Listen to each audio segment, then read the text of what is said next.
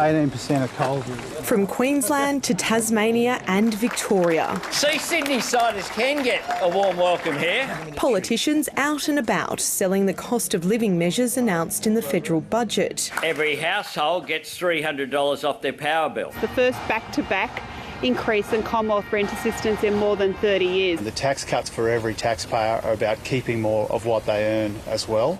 Business groups are using those cost of living measures to argue workers don't need a large pay rise. You can't have your cake and eat it too. You can't have government handouts and an excessive increase in the minimum wage as well. There is significant relief in the budget against cost of living.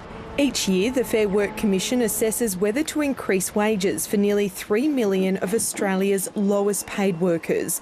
Currently, the average minimum wage is just over $23 an hour.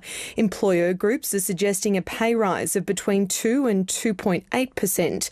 The government wants the rise to keep pace with inflation, which is currently at 3.6%, while unions argue a 5% hike is needed. Workers are still trying to catch up from a decade of having stagnant wages. In the end, the final call will be made by the Fair Work Commission, which is independent of government.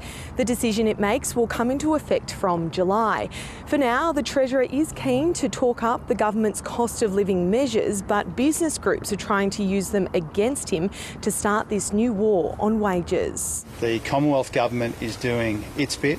We need business to do its bit as well. We want to see fair and decent wages for Australian workers on top of cost of living relief, not instead of it.